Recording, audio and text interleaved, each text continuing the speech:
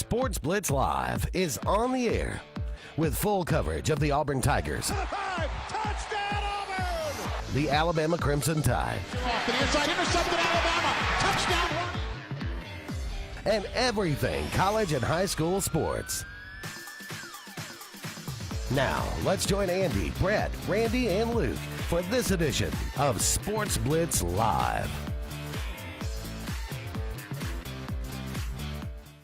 Good Saturday morning. Welcome into the Sports Blitz Saturday Sports Countdown. I'm Randy Lee alongside my good friend Scott Hardy. We'll be here with you until 9 o'clock this morning. As Scott enters the building, he says, I don't know what we're going to talk about this morning. I said, well, if we can't find anything to talk about this morning, Scott Hardy, then we need to go find a different job. What an active week.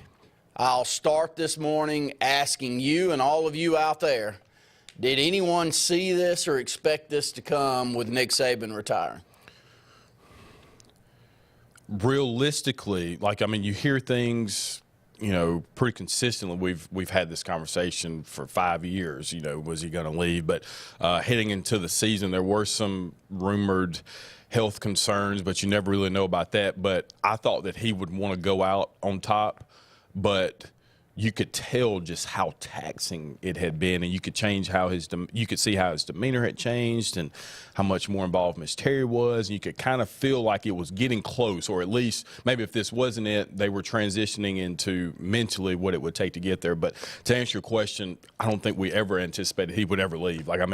Regardless of how old he was or whatever was happening record-wise, I don't think anybody ever expected it. But he's not somebody that would have gone out with a farewell tour or anything like that, announcing it before the season. So I think this perfectly surmises how he would have gone out, seeing as he did. Great points. And look, a majority of the show today will be around this. We'll talk some basketball with Auburn and Alabama, as both teams are just playing exceptionally well in SEC play, and we'll talk about that. We'll have Luke Robinson on at some point to give his thoughts. He's been able to give his thoughts on Nick Saban, not only on our program, but many programs around the state this week. And, it's a tough time. I can't imagine. This is a 17-year run that I'm not sure that we'll ever see in college football. But I wanted to hit on a couple of points that you had there and see if we can expand on them. One, Nick Saban may have done his best job of coaching this year. And you can go out on top as a champion, or you can go out when a lot of people regard what you did in a single season quite possibly as good as you could do. And I thought that watching Alabama earlier in the year, I said on our programs a lot, is this the year that Alabama has a 3 or 4 loss season due to poor quarterback play or miscommunication with offensive coordinator and Saban and everyone else? But it didn't pan out that way. Alabama comes back after the loss to Texas, win the SEC championship. Jalen Milroe plays out of his mind the last 6 to 8 games of the season. Go and play Michigan. By all thoughts, I thought they had the game won. Michigan able to, put a drive together and then win it in overtime and then move on and win the national championship easily. So outside of an overtime loss to Michigan, they're winning another national championship. Scott, so I can spin it that way. Your thoughts on that? Yeah, I do think I was texting a friend of mine midway through the year, and to kind of go with your point, I asked him, I said, is this Saban's best coaching job? You could look at it and tell that the talent is always there, but not in the places where typically they had a superior advantage, and especially at the quarterback position. Skill position players positions weren't necessarily what I think Alabama fans were accustomed to. But I thought something, and whether or not this was actually the case, but it felt this way. The South Florida game, when he didn't play Milroe, and it felt like it was a aha to the fan base. Is like, okay, I know what I'm doing. You thought that you knew better, and that never would have happened before to me. It just, things seemed out of character as it relates to his looseness on the sidelines and the interaction with the team. And I know you have to adjust with, the times that you're in. You see him dancing in the living rooms and that type of thing. That's necessary, but his demeanor just seemed a little less on a 10 compared to, it may have been a 9, but it wasn't a 10. But as an Auburn fan, now that he's gone, you can really put your head into it and really appreciate what he was able to do. And I know you guys have talked about it throughout the week, but I do feel like Alabama hiring Nick Saban made Auburn elevate themselves to doing some things a little bit differently, or they could have, become a bottom tier portion of the SEC, and so we never allowed that to happen. But the competitiveness between the fans and the staffs and everything, I mean, I've really enjoyed it. I'm glad he's gone. Don't get me wrong, but I've enjoyed competing against him the last 2 decades. All right, well, I can spin this. I think I upset Brett Pritchard highly on a program that I'm not even sure has aired yet. I think it was the Late Martin Sports Roundup. We've talked so much and been on so many programs this week, I don't know which time I said what. But I remember saying this, so I'll throw it at you. The thing that I felt like Nick Saban did to us is he made us very mediocre. We had our moments, and you've said it better than anyone. We've had the 10s and 13s and 17s, and he took our game to a new level. But those were, for the most part, one-offs. When you grew up in the 80s like I did, every single year, whether you did it or not, you felt like Auburn had the team to win a national championship. Did we win a national title in any of those years? No. But I woke up the first morning of the season, and I felt like, you know what, Auburn won a national championship this year. I don't know how many times in the last 17 years I woke up and said, you know what, Auburn can win a national title this year. It's probably only once, and that was in 2014. I was going to say that was probably the year, truthfully. Because 2013, after what happened in 2012, there was no part of me that thought that we were going to win a national championship, of course. And 2010, none of us knew what Cam Newton was. You were the only one that I was talking to, because your cousin happened to be living with him at the time, that had any idea what kind of a freak show that he was going to be. I mean, that guy was so good that he played with a team full of guys that none of them played in the NFL, and only one of them was drafted in the NFL, and that was Lee Zimba. And it was like the 6th round, if memory serves me correct. And I love Lee, and so, it's wild to think that we did what we did that year. But, Scott, I mean, we've been very mediocre outside of that. And, yes, we have tried. We've had a number of different coaches. I think we have recruited under Gus Malzahn maybe better than we ever did. You go back to the 80s with Pat Dye. There weren't recruiting rankings. I can't go back and look and see what the 81 or 82 class with Bo Jackson in it, who wasn't regarded as high as he ends up being in college, but I don't know what those recruiting rankings were. But I know Gus Malzahn had some really good classes, like 5 to 8 range classes, multiples of those, the same as what we've got with Hugh Freeze right now, by the way. But, you've done it better than most. It's been unfortunate, and I think that Nick Saban and his greatness has caused a lot of that. I agree, and I 100% agree with your point. I just want, before I continue on that, I do want to clarify what I'm saying in terms of making us better. I think it forced Auburn to get out of the mindset that they could just sit back and coach them up, or you didn't have to invest in your facilities. Yeah, I think that he shifted that mindset. But, I mean, for my lifetime, it has always – I mean, you had some – some great years sprinkled in, but generally speaking, 8 wins is what we were. We may in those 8 wins, you may have a big-time win that makes you forget that you lost a 7-6 turter to Mississippi State, and you're upset about that. But generally speaking, 8 wins, 9 wins was probably the best you were going to get. And so from my standpoint, I had just become accustomed to that and realizing that if you were especially going to compare it, what he also did was cause some unfair expectations across the country too, especially in the SEC, of what winning is and what success is. What we just saw for the last 17 years is an anomaly. Their success, and then it was whatever he was doing.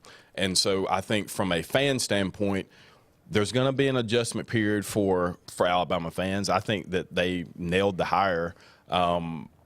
I think he was probably the best available. I thought Lanning would have gotten the job. But going back to your original point, he did cause a lot of mediocrity and enhanced it. I think it wasn't necessarily that he caused it, but I think he exposed that Auburn, this is what Auburn is. And so then with the emergence of Kirby Smart at Georgia, it really highlighted the fact that, Auburn may not be what we think we are. We are capable of being in that tier, but really haven't done it consistently enough to be considered, a valid program in terms of those points. Well, I feel like you have expressed that better than any of our crew. You know, it's easy to get so passionate about something that you can spin it in a positive direction on the snap of a finger. And yes, we've always, especially those of my generation growing up that won 4 SEC titles in a row, and again woke up every first of the season Saturday morning thinking we could win a national championship starting in 1983 all the way through the Dye era. But it hasn't been the case. We've had odds and end years where we could. But, you know, back to Nick Saban, and then we'll kind of move over in the next segment and talk about the new coach coming over from Washington, who he is, what his record is, what kind of coach he is, and what to expect from a recruiting standpoint at Alabama. But Nick Saban starting in that 2008 class was really an eye-opening event here in the state of Alabama. Julio Jones gets a lot of the recognition, but if memory serves me right, I remember Brett and I having a program around then, and Auburn offered 16 and Alabama offered 16 in the same recruiting class, and we got none. And they got all 16 that we went head-to-head on. You know, and you can go head-to-head with Alabama, but you can't lose all 16 battles. Not in the state of Alabama, especially not back then when Alabama, yes, they had one of the best programs historically, but Alabama wasn't going over to California in 2008 and getting their best player consistently. They weren't going to Texas and beating Texas for 2 or 3 of their top players consistently like they do now. It wasn't a national brand that you had to come to back in that era, but they flipped things really quick. And never forget the Clemson game over in Atlanta to open the season, and Andre Smith and that crew just plowing through Clemson. Remember where I was, I remember the Auburn fans I was around, I remember going, oh my gosh, already, year 2, this guy's mauling people. You can sense that it's coming, and everything you sensed in that game happened over the next 17 years. I mean, it's an amazing run. Yeah, and I mean, a lot of my friends started their collegiate tenure during that year, especially of us that went to CAC first, those that went on. Yes. I got to experience it head on, and it's like, man, it's like we always could tout that. That was the one thing that we could always say was, at least for my age group, was Auburn was a better program. Like, we were beating you. So, like, we had gone 15 out of 22 at some point. So, I mean, we were beating them. But that 2008 team it set the standard for what was going to be moving forward, and then obviously you see what happens in 2009. But I mean, I think Auburn fans felt like, because they were competitive still in those games for the most part, like it took a last-second play pretty much in 2009 to beat them. You know, it was embarrassing if I remember correctly in 08. Like I think that 36-0. Yeah, that was it. So that ran Tuberville. Yeah, that was the one. So yeah, that was terrible. So saying that, I mean, I don't know. I'm glad to see that he's out. Like we're not going to go the route that we probably could go, or that I would like to go. Like I'm glad to see him out, but there'll never be anybody. And I know people said this after Bear Bryant, but the circumstances were a lot different in how you built a program, and the how things were prohibited now compared to then. We'll never see this. Georgia's there, kind of, but it won't be like this. Like he's too far into it. And I think now that with NIL, everybody can kind of compete on the same level. But Nick Saban goes down as the best to ever do it, maybe even all time from a coaching standpoint in general. 256-234-6221 is our phone number. Just getting started here on the Saturday Sports Countdown. We come back, talk about the new head coach from Washington. He enters Tuscaloosa last night to what looked to be a melee. The fan base is rabid, and the fan base is hoping that the next hire can keep up with the last 17 years under Nick Saban. What a week. We'll talk a little bit more about it here on the Saturday Sports Countdown. Sportz Auto Sales, Highway 280 in Kellyton, Alabama, is home-owned and home-operated. If you're looking for tires, they have it. If you're looking for a vehicle, they have them. Great selection. Always out looking for more just for you, the customer. And if you're looking for service, whether you buy the vehicle from them or whether you buy the vehicle somewhere else, they do service work and got a great crew there. Keep us in mind. Don't you go by Sportz Auto Sales on Highway 280 in Kellyton today. What's the verdict? Can't fix your heat pump. Need a new one. Uh-oh. What are you thinking? I'm thinking Daikin. Call on Kevin Kill in Sunshine Heating and Air at 256-825-4849, Central Alabama's premier Daikin dealer. So what's he thinking? Oh, he's thinking Daikin. Daikin, one of the top selling in the world. Now I'm thinking Daikin. Daikin. Comfort for life.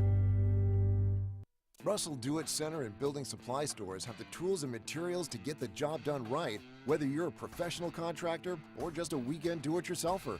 With everyday customer conveniences like a drive-through lumber yard, price match promise, and our best rewards program, each of our 9 locations offer top brands and building materials like lumber, hardware, tools, paint, lawn and garden, and much more. Visit today and see what Russell Do-It Center and Building Supply can help you build tomorrow. The Eric McKinley team at Mortgage Pro continues to excel in making sure our clients have a smooth and pleasant experience with home financing needs. Families are struggling to make ends meet due to price increases and high interest rates on credit cards. Monthly debt can cripple a family from enjoying the special times in life.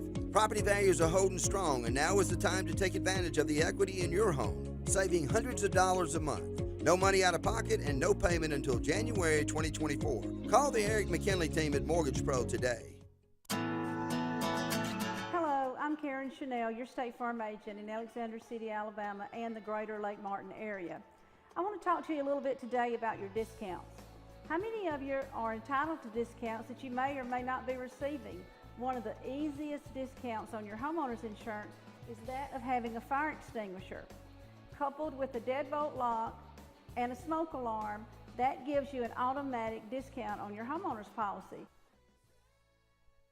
Hi, this is Brian Bice with Bice Motors. With our all-star lineup of Dodge trucks, Jeep, SUVs, and Chrysler cars, we offer the area a team dedicated to making your next vehicle purchase a positive experience. Our sales team offers competitive pricing, and we back up all sales with a service department second to none. Bice Motors also offers the area's best selection of pre-owned vehicles. Visit Bice Motors at 2133 Cherokee Road in Alexander City. Guaranteed lowest price. Buy it at Bice. Bice Motors.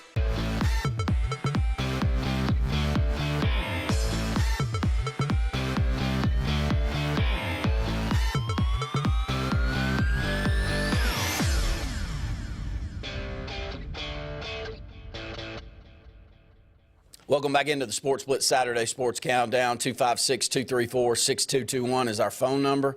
A lot going on in the world of sports, and we'd love to hear from you. I wanted to run down the resume for the new head football coach for Washington, who took his team this year, led by Penix, to the national championship game. Scott, first off, we'll kind of start there. Michigan wins the national championship, going away there at the end, but it was a close football game, 20-13.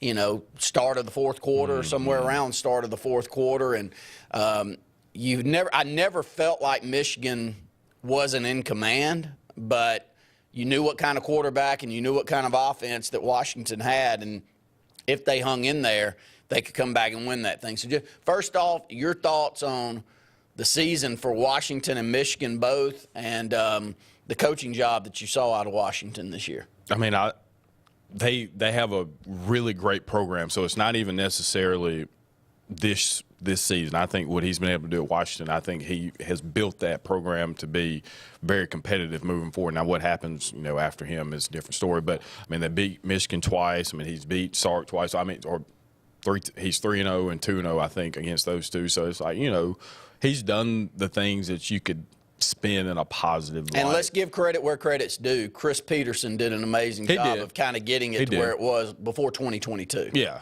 agreed. And that's something else that was brought to my attention too, is how much credit can you does he deserve for what's You're an happening? Auburn fan, by the way, so you may see a few spins. I'm going to try to not go like I really want to go in. Like if people, I'm going to get back to this, but I saw a thing about what would happen if people saw your group chat text release, and I'm thinking about that. I'm like, man, the stuff I've said about Alabama and this hire the last few days, I'm not sure I'd want people to say that. But from a professional standpoint, I'll give you all the best I have.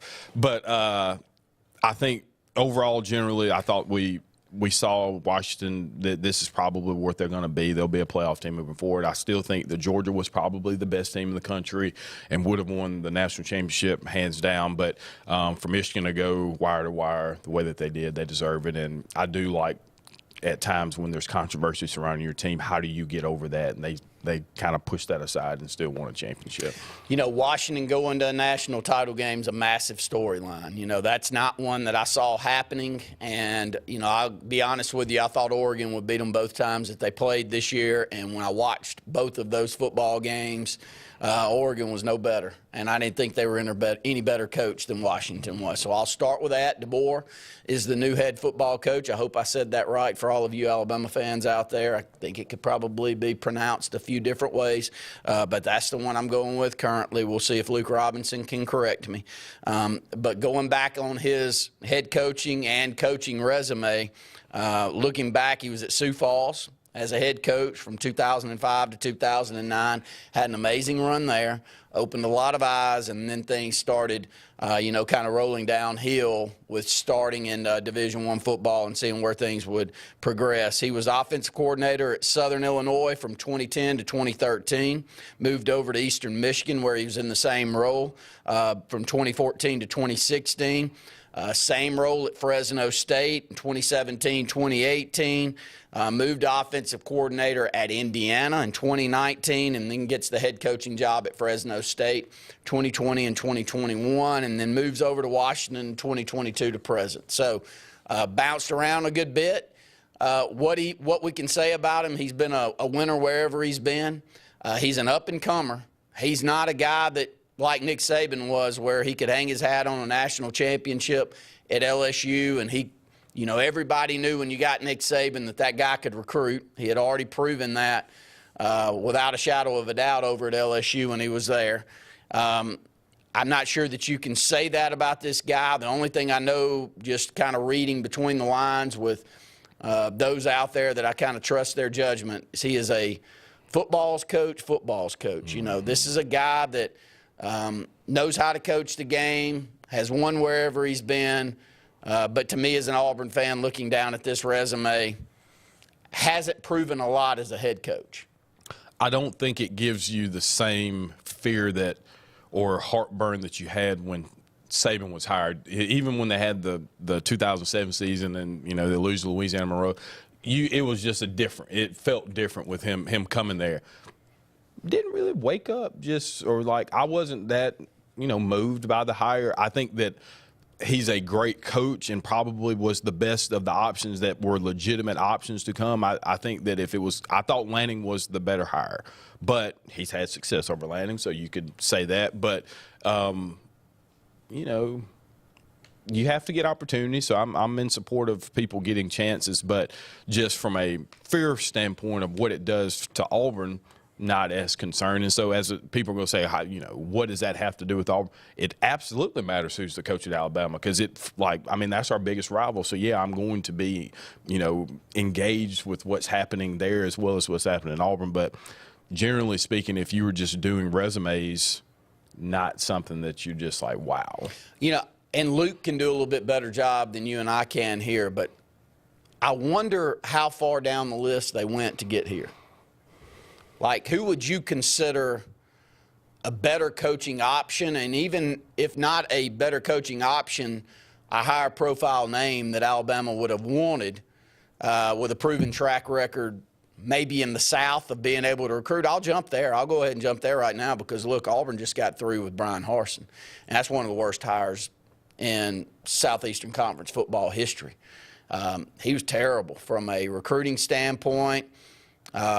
Locker room culture standpoint, none of it felt right from the get-go. We all tried to get on board, but it was a very poor decision that was made, and it ended up playing out that way. And part of the question mark with Brian Harsin, I'm not comparing DeBoer to him. I'm comparing where he's coming from to this.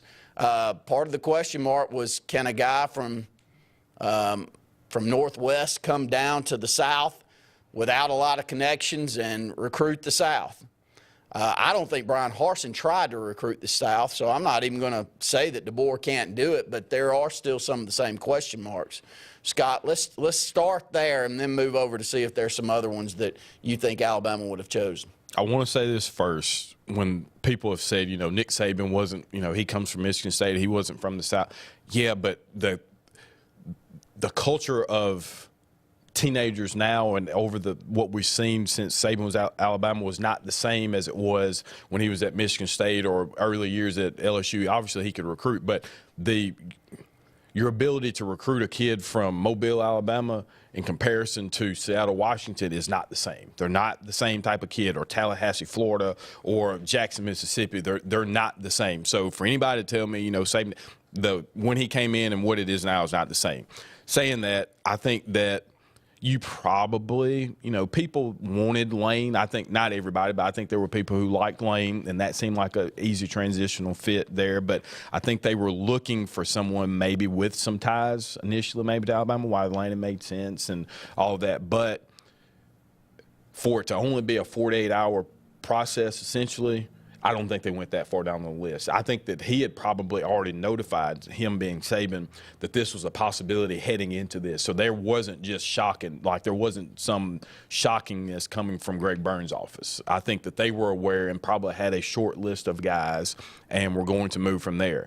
The other part in this is that when you have one agent who is representing every top-tier coach in the country, especially in the conference that you're in. It's a racket, isn't it? Yeah, I mean, so it didn't really matter. Like, it was going to be what was the best for him, honestly, in his client base. And so I think that this was a great deal for him to get him to Alabama, but every one of his other clients got a raise out of it. So he's the best in the business, and when you have a monopoly on that, it does create some power structures that are a little off balance there, but I don't think he was that far down on the list. I think that he was probably one of 3 to 5 guys that they felt legitimate about. If this is last year and this is being made, Sark probably is the guy. But now that where Texas is now, it wouldn't make sense for him to leave, and they have the same resources and all that. Dabo was not coming. Norvell was an interesting name and thought that I think he would have been one of those short lists of names, but I think that they got one of the people that were on their list.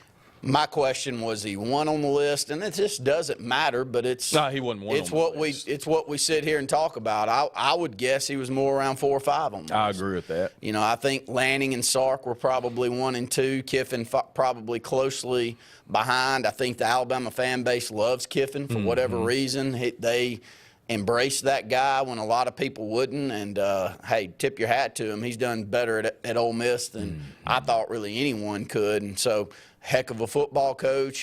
Could have seen that fit, and I really thought Sark was the one that they were just going to go all in on. But you're going all in competition with Texas, with an amazing agent that can work the. And, I'm taking back, and I know we're up against a break, but I've got this mental of Ellis walking Sexton out, and I'm thinking back, that's a guy that we dealt with AHSAA for a long time, and I'm proud for him and what he's been able to do. And I've seen so many of the people that we've dealt with over the years. Scott, I'm getting old, and I see you and so many of y'all that are doing really, really well, and I'm going, I wonder what Sexton's sitting there saying, because he has to know that he is playing this thing about as perfectly as you could. And why would you not hire him? Yeah. At this point, the way the racket's set up, you kind of want somebody that's involved in the racket to go out there and get you the best deal. Yeah, I mean, everybody benefited. Even some of these, it happened with Auburn. They was a little more legitimate, the names you were hearing, at least with Alabama. But, all these names get floated out there, and so it applies pressure, even if it isn't real. I mean, if you're doing a good enough job at the program you've got leverage, and he understands that. He's been doing it for 25 years, so he understands how the conference works. And, I mean, he has every athletic director.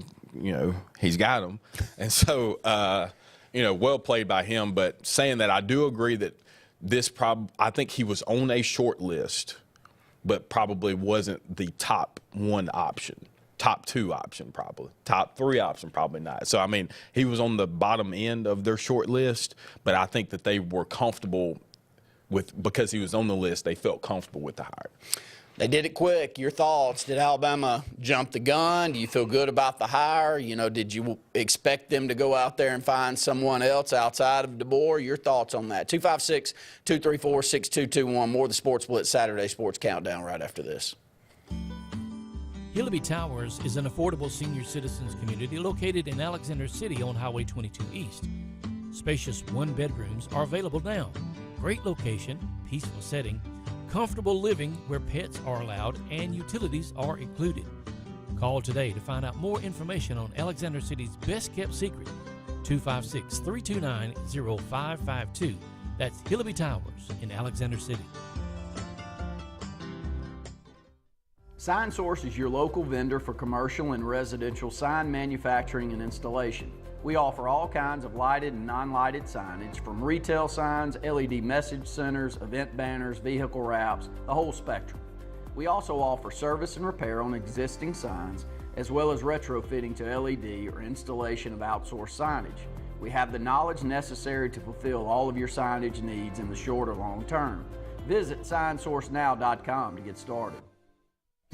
Satterfield Outdoor Living is Lake Martin's trusted friend for your outdoor land and leisure needs. We're the region's authorized Skag mower dealer for residential and commercial lawns and offer all the small engine accessories you need with top lines of Steel, Echo, Shindaiwa, Husqvarna, and Metabo products that can tame any landscape. Satterfield is also your grill headquarters with Big Green Egg Grill, and our pros service everything in-house and back up all sales. Get the Satterfield Outdoor difference on Highway 280 right across from Tallapoosa Ford. You want the best opportunity to be successful in life. You deserve that opportunity. Well, you just happens to be in our motto. Central to you, central to your success. Your future is right now. Don't wait. Make your dreams a reality by enrolling at Central Alabama Community College. Register today at cacc.edu. Alex City Internal Medicine and Nephrology and Weight Loss Center provides optimum care for the whole person. Dr. Dimo Popov specializes in the prevention and diagnosis of high blood pressure, kidney disease, diabetes, and acute and chronic conditions. Our weight loss clinic offers lipo shots and a guide to healthy weight loss. Alex City Internal Medicine and Nephrology and Weight Loss Center, where lifestyle changes are made.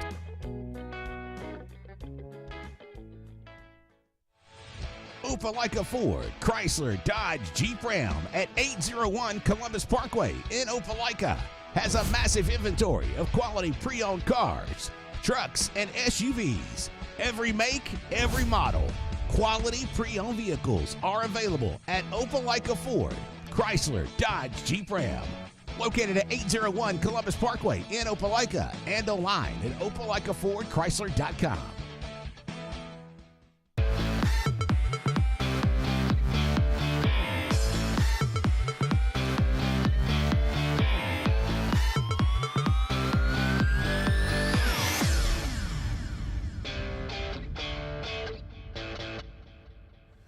All right, there's been a coaching carousel not only at Alabama with the retirement of Nick Saban and DeBoer being hired and entering Tuscaloosa last night and Dixieland Delight and all of that. I could sit there and talk about that for the next segment or so, but we'll hopefully wait for Luke Robinson to come on and give his thoughts on the new hire and his thoughts on everything going on there at Alabama. I wanted to spin over with Scott and myself and talk about Auburn. It's been a rough week from a coaching standpoint at Auburn University, as well as Carnell Williams and Zach Etheridge leaving. I don't know if it was mutual. I don't know the exact storyline. I got a pretty good idea. But I hear the same things many of you out there hear. I'm not in the dark. But, Scott, I'll let you start this. Maybe you can spin it in a little bit better direction. I hate it. I'll start with this. I hate it for both. I wish both were staying at Auburn and would be around for a long, long time. I thought Cadillac did a tremendous job in a tough situation last year with Brian Harsin being shown the door. But I'm also, from everything I hear coming down the line, I don't want to be the one out there giving any specifics, and I hope that you don't either, Scott. But I don't think Auburn had much of a choice when it came down to the decision here. Yeah, I mean, we're all on the same message boards. We all get the same screenshots of text, and we're part of the rumor mill. But there's the word ethical has been used a lot, and we can stay on that term. I think from a contractual standpoint, from a public relations standpoint, and like from a high profile just visibility standpoint, for the things that were starting to be leaked out and said about what may or may not have taken place, it was going to be very difficult for Auburn to retain him, specifically Cadillac, retain him on staff. And so he's somebody that's very beloved, and I think that they did it about as good as you could from a PR standpoint to not make him look bad, and gave him the opportunity to remove himself from the program voluntarily. But we're in a day and age now where there's just certain things that are going to raise eyebrows higher than they would have been maybe a decade ago, 2 decades ago. And when you have the type of turmoil and attention that Auburn's had over the last 18 to 24 months, you had to do something to make sure that wasn't going to come back to bite you. And there's new leadership from the administration standpoint, both as with the university and within the athletic department. So I think that it was handled about as well as it could. And for the most part, there are people who have ideas of what happened, but there's very few people who have specific knowledge as to why it was taking place. So it's not our responsibility or place to try to provide any context as to what's taking place. But at the end of the day, neither he nor Zach Etheridge are part of the Auburn program anymore. Yeah, good points, and I'll leave it at that. I don't think any of the Auburn fan base wanted to see this happen, and I hate that it has. But at this point, I don't throw any blame at Hugh Freeze. I don't throw any blame at the athletic director or anyone else that ends up with this decision. I think it was a tough one that a lot of people didn't want to make, and we'll move on from there. With that moving on, where does Auburn go? Auburn's got some positions that they can clearly go out and maybe shore up here with some guys that have some proven background maybe in the recruiting front. I'll start with Trevon Reed. I think Trevon Reed ends up becoming a position coach and being on the road doing even more than he's been doing as a recruiter. And Scott, he's been one of the best recruiters Auburn's had. He helped put together a class a few years ago that if he doesn't go down to Louisiana and close some deals down there, I don't know if Auburn even finishes in the top 30 in recruiting that year, which is almost amazing to sit here and say. But so I'll start with that. Your thoughts on Trevon Reed and his future? I love when, no matter the circumstance, if there's an opportunity to promote within, especially if it's a hometown guy, and I consider him because he's an Auburn guy, hometown guy, if you can elevate them or continue to find ways to give them added responsibility, I'm all for it. And he's proven his ability to recruit, has an understanding of what it takes to win at Auburn, the expectation that you have as an Auburn player, and the type of things that we want to see from a fan base standpoint. So I think that he'll be somebody that gets rewarded for his hard work, and McGriff comes in. So there's some of that, but I think that there's an opportunity for Auburn to bring in some names that we're familiar with that continue to elevate the program. But right now, I think that we do need coaching. Don't get me wrong. Me and my dad had this conversation the other day. Like, is it recruiting or coaching? And I said, at this stage, you can almost just create a staff of high-quality coaches and be fine if you can recruit. Like, you can have subpar or average coaching and you have supreme talent, you'll be better than if it's in the reverse. And so I think that if we can bring in guys, Auburn can bring in guys that are highly skilled on the recruiting trail, that's the most important thing moving forward. Charles Kelly at defensive coordinator. Your feel with the fifth there for Hugh Freeze in this crew? I mean, I'm not opposed. I mean, as long as he can recruit, and I think that that's been proven that he's able to do that. So I don't, and Hugh Freeze is comfortable. They have a relationship. So I think that it's not a just grand slam hire, but all things considered, I mean, it was quick and it was done pretty easily. And so I think it's better than what we've seen in the past. And this seems like a better fit than what we had previously going into the season last year. I don't think it's that big a deal compared to these coaching hires, but it's worthy of me bringing it up because it continues to come up no matter what happened at Alabama. And Ryan Williams still sitting out there. I think he's as high a recruit here in the state of Alabama as I've seen in quite some time. Got a lot of confidence, too, and that may go both ways. But he's an amazing football player. And do you think Auburn's got the upper hand right now of closing the deal with Ryan Williams here in the next month? I think they have the upper hand over Alabama, but I think that there's still a way that he doesn't end up at either one of the two schools when it's all said and done. I think that if Auburn had if there was security in the quarterback position and stability there and they felt comfortable in knowing who that was going to be, I think Auburn would be the top choice. I think that the camaraderie and relationships that's been built with this recruiting class, specifically the wide receivers, are very tight, and they would love to come play with each other, and people can say it's, you know, that's one too many. I don't agree with any of that. Like, the more the merrier. Like, the competition will be great, and we saw what Alabama was able to do with their quartet of receivers. But saying that, I think that they've got enough time now. That was very important, too, from a recruiting standpoint. They had to bring somebody in, and to shore up Alabama did, to make sure that they didn't lose anybody to the portal, and then from a recruiting standpoint to keep those guys or to get the guy that they wanted. But I think Auburn has the upper hand now. But with a month to go and, you know, being able to display what the plan is, and you still know they have Milroe coming back next year, the pieces are there, probably makes sense. But I could see Texas maybe, you know, coming in and doing a little something there too. So they're trying, and, you know, his quarterback and his friend heading over to Texas currently. You know, Auburn's still hot and heavy after Lacey also, so we'll see how all of that plays out. But we'll go ahead and take another break. When we come back, I want to run down some comments we've got on social media and get set. Luke Robinson will be on with us here in the next little bit. 256-234-6221. More of the Sports Blitz Saturday Sports Countdown right after this. Hi, this is Brian Bice with Bice Motors. With our all-star lineup of Dodge trucks, Jeep, SUVs, and Chrysler cars, we offer the area team dedicated to making your next vehicle purchase a positive experience. Our sales team offers competitive pricing, and we back up all sales with a service department second to none. Bice Motors also offers the area's best selection of pre-owned vehicles. Visit Bice Motors at 2133 Cherokee Road in Alexander City. Guaranteed lowest price. Buy it at Bice Motors.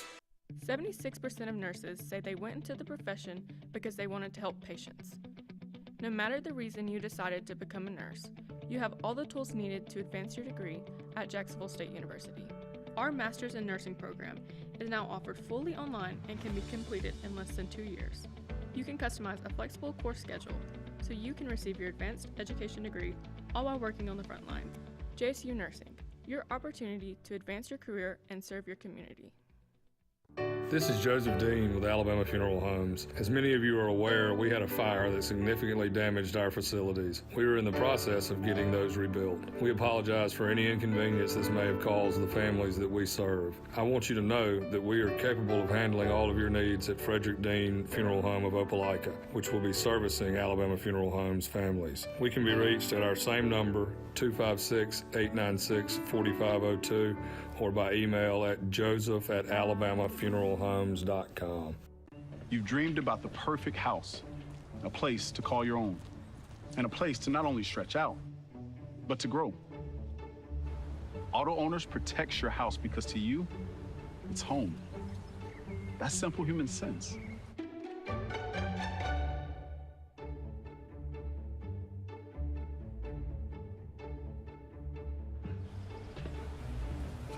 Happy to help, man. I was just over there talking to myself anyway.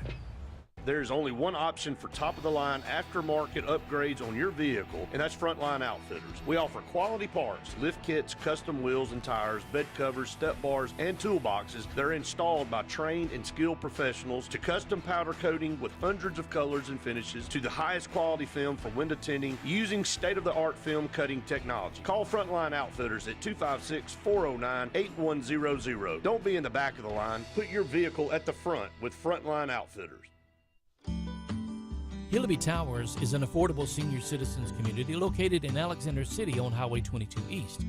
Spacious one-bedrooms are available now.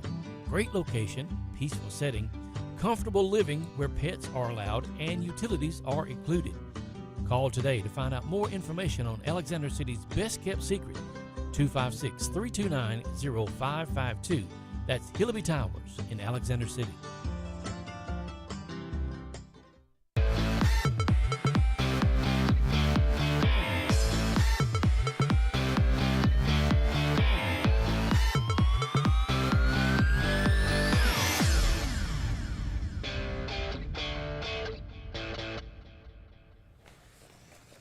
Couple of comments coming through, Scott, and wanted to get to those. Kelly Waldrop, good morning, Kelly. Glad to have you out there watching. He said, I think DeBoer is a great coach, certainly based on that resume, but how can you explain 41st in recruiting? Sounds a little like Harsin 2.0. Just because you have all the tools and facilities to recruit doesn't exactly equate into success. He's got a little bit more here, but makes a good point there. 41st in recruiting. Yes, I know it's Washington, but I don't think Washington sits at that.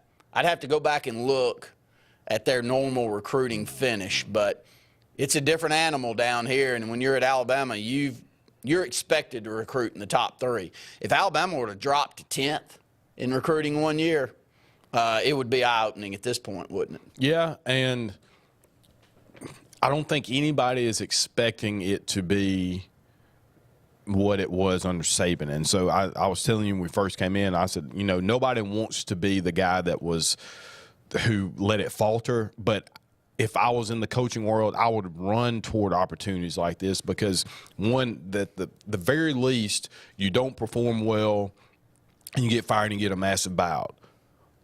Very best scenario, you kept it going, and I can see where this could go very well for him. But if the recruiting isn't top 5, which it's there, they should. The staff will be there and all that. But if that's wholesale turnover with that staff, yeah, Scott, too. That's the one thing that Nick Saban, I don't think gets spoken about enough. He dealt with it. Defense coordinator, offense coordinator moves on.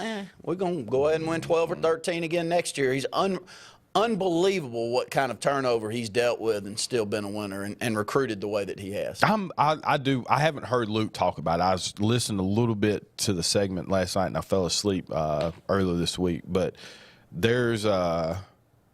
I'm intrigued to see what his thoughts are on his real thoughts. I know he may not give it completely, but I think that from just on the surface, it's a good hire. But from a recruiting standpoint, going back to that, it does matter. And you can say that, culturally, there's just a cultural difference in the South comparative to the type of kids that you were going after in Idaho or Washington. And we've seen that take place. So maybe I'm wrong. I hope they go 0-12 every year. But, it's not going to happen. So, I don't want it to fall on their face. But Ed comes in, as long as the checkbooks stay open at Bama and the recruiting will continue to grow. Bama acts like their NIL is not a factor, but they have 8 on the own 3 top 100 NILs.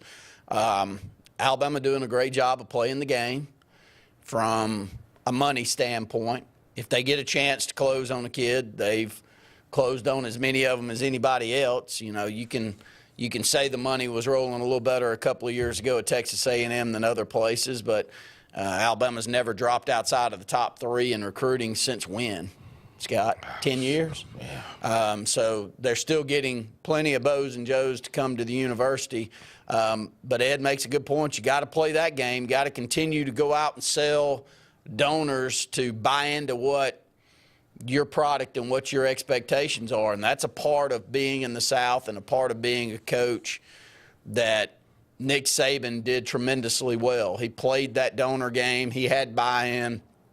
He had students coming from all over the country to find their way to the University of Alabama to be not only part of that university but part of the program. It's, again, I can't say enough good things at the end of this about Nick Saban, but with that being said, there's a lot to replace there. Yeah, and you do make a good point, though, about I saw something. I think it was 22,000 was the enrollment when he got there.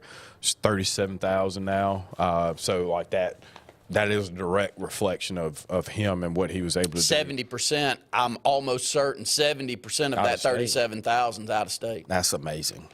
That's amazing. And for 2.5 times pay.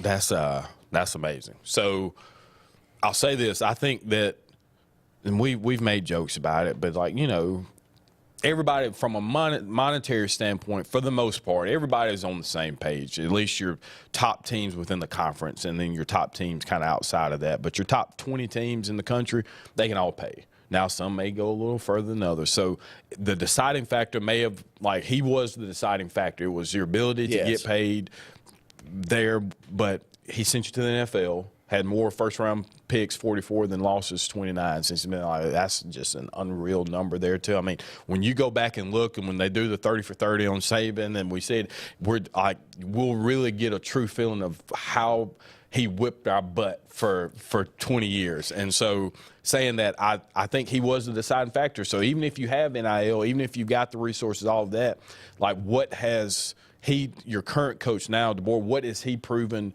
to a 17-year-old kid? Like, they don't know who he is. Like, I can guarantee you that there are people that are part of this recruiting class who didn't know the name of Washington's coach, and they just played in the national championship game. I can guarantee you that. There are fans who don't know who this guy is. I'd say a majority did. Yeah. So, I mean, like, from that aspect, like, there's some cachet that you automatically are losing because of that. So for a 17, 18-year-old kid, when I was coming through, it was about tradition. You wanted to go to Auburn because of this, or you wanted to go to Alabama or Florida because of that. Then it shifted to, all right, there's a little handshaking going on, and that enhanced it some, but it was, I can get you to the pros. So even if you stay here 4 years, you're going to an SEC championship guarantee, and you're playing for a national championship. If you start 1 year from me, you're at minimum a second-round pick. And we've seen it regurgitate year after year after year after year. Now, that's a different case. So I think that Saban will get even, like, that's a portion of it that you'll miss too, is like,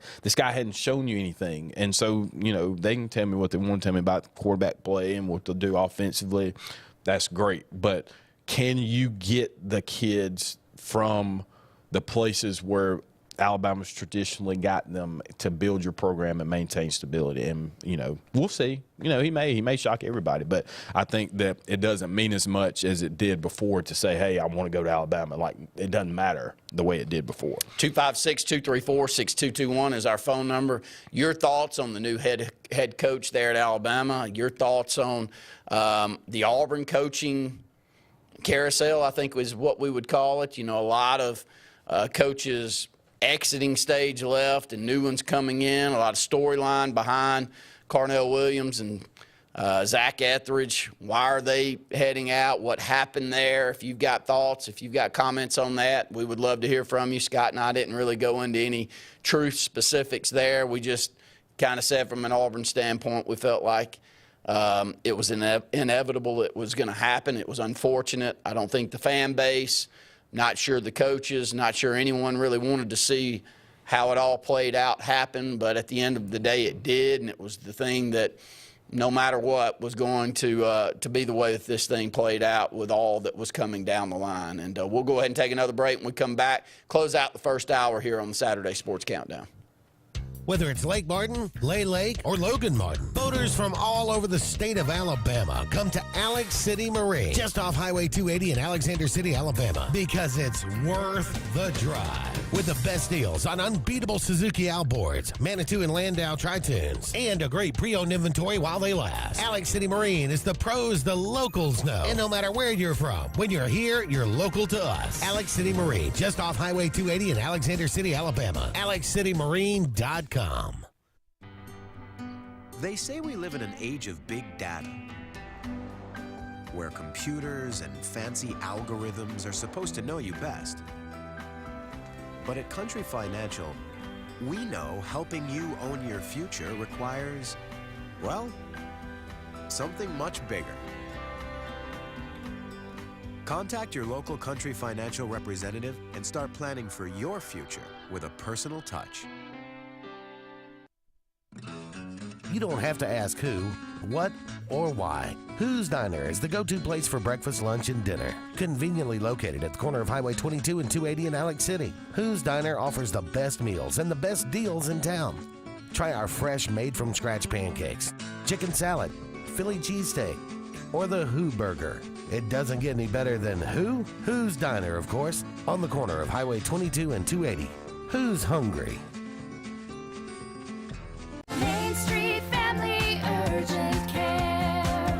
Street Family Care offers a wide array of services that allows them to treat many conditions, and they also offer primary care. In addition to these services, they also offer DOT physical exams, lab testing, sports physicals, and vaccines.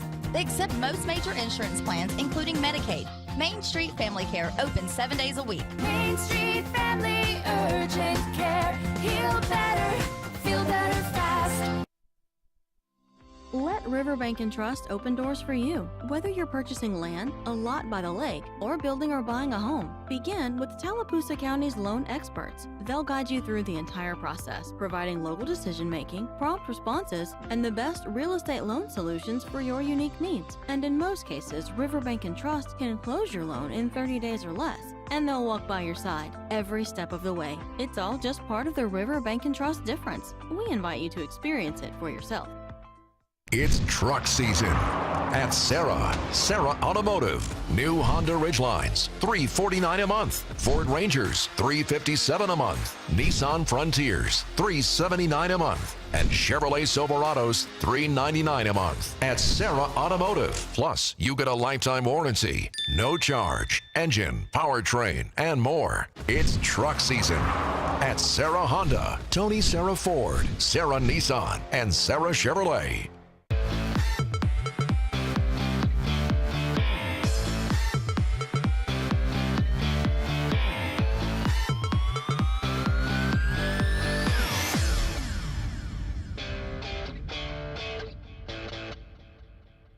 Welcome back into the Sports Blitz Saturday Sports Countdown. Let's go to the phone lines.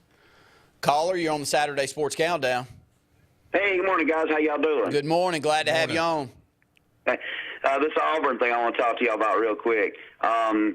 If looked upon the right way, this could be kind of a positive down the road. I know it hurts right now. It hurts me right now. But down the road, it certainly could be a positive because if you remember, guys, when Saban got to Alabama, he had to weed out some of the dead wood and get rid of, got to change the overall attitude. That's got to be done. Now, I don't think Hugh Freeze is going to live there 17 years and win 6 national championships. I don't think that need to be close to that. But that's the way we need to look at it from that perspective. Well, Terry, I think you'd agree that this first recruiting cycle, I feel like he's done all that I can expect him to do. Now, there's a lot of blame to throw all over on how Auburn played on the field, and if you thought they got coached up and if you thought there was some turmoil inside, yeah, I can go down that. But I think that you would agree. We went out and got as many players as I could have ever dreamed of us getting, and we've got Ryan Williams still sitting out there. And if we close on him, it could be right there around the 4th and 5th ranked class in the country, and all Auburn fans would be excited about that. And now, I'll tell you what is happening with Coach Freeze right now. He's putting himself behind the 8 ball a bit. He better improve next year. There better not be a New Mexico State loss. There better not be a bunch of 3-point losses. So, I mean, he set himself up for that. So you can say that because you can bet that the Sharks are circling and say, hey, if it does happen, you did this, now this has happened. So look at this, look at this. Yeah, well, Terry, that brings up a good point, and we've had this conversation over the last 6 weeks or so since the season ended. But heading into year 2, what's a floor number in terms of wins that you think that Freeze needs to get to not have to hear some rumblings of job security heading into year 3? I'd say 8 wins, and he has to beat his rivals, or maybe one of them for sure. I don't know that. You had Georgia and Alabama both on the ropes, and you couldn't get it done, quite honestly. And first of all, I believe, if you give any quarterback or any player 7.5, 8 seconds to throw the ball, you're asking for trouble. So that's just me. He's certainly a better coach than I'll ever be. But he got to change the attitude, which means get rid of certain players, which means get rid of certain assistant coaches. Now, we all can appreciate what Carnell did. So, but hey, you got to do what you got to do. And I've been a guy in the past who didn't always get on the bandwagon. But let's get behind Coach Freeze and let's see what he can do. Great points, Terry. We appreciate the phone call this Saturday. Check, guys. Take care. Have a great weekend. See you, Terry. Thank you. That's our good friend Terry. He's been from Talladega. He's been from Auburn, and no matter where he is, makes really good points. And appreciate him calling in on Auburn Blitz. Hey, we only got a couple of minutes here, and then we'll close out this first hour. So you got your Benjamin Russell sweatshirt on. I wanted you to take some time real quick just to talk about the basketball program. Your uncle doing a tremendous job, Scott. We haven't had this consistent a winner in a long time, and we lost a few great players on last year's team, but it doesn't feel like there's been any step back, and got a really good product they're putting out on the court right now too. Yeah, I think this year's team has something that you've been pushing for, and it's helped with the attention the program's gotten over the last couple of years. When you're winning, it does bring out more players, but this is the most depth that I think the team has had in at least during Coach Freeman's tenure. They're legitimately 9, maybe 10 deep, and feel comfortable with 8 guys for sure. Like, I mean, that you don't feel like there's a drop off or like there's a liability on the floor. 6-3 so far in the season. Had an early loss to Auburn on the road by about 8, and then played in the Big Orange tournament in Hoover and lost to a couple of teams in Mississippi, but also was able to pull out an in-state win against Coleman, which was probably the biggest win in the program's history in quite some time in terms of just beating a quality opponent like that. But get ready to really get in the heart of the schedule in terms of region play, or area play rather.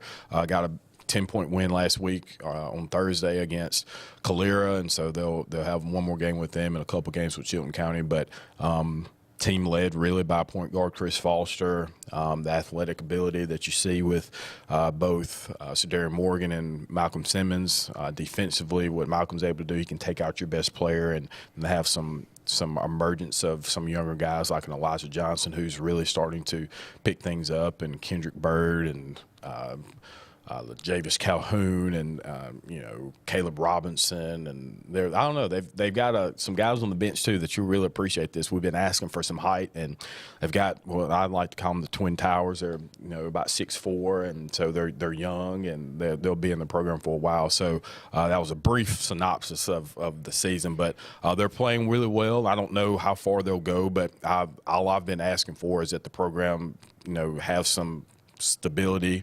Went through a little bit of a transition there in coaches, and it kind of went down a little bit, but I'm glad to see us back being more consistent and, just giving us an opportunity to play for a Blue Mouse. Hey, quality product. You throw that out there consistently in high school basketball, especially in this community where we've had quality teams, but we haven't had great teams around here, not consistently. We may have a one-off where you have a team that wins 23, 24 games, but that has never in my lifetime been a consistent thing that we've done in Elliott City. But I feel like Coach Freeman's got it in a state where I think we are going to see it consistent around here, and that's fun. I love basketball.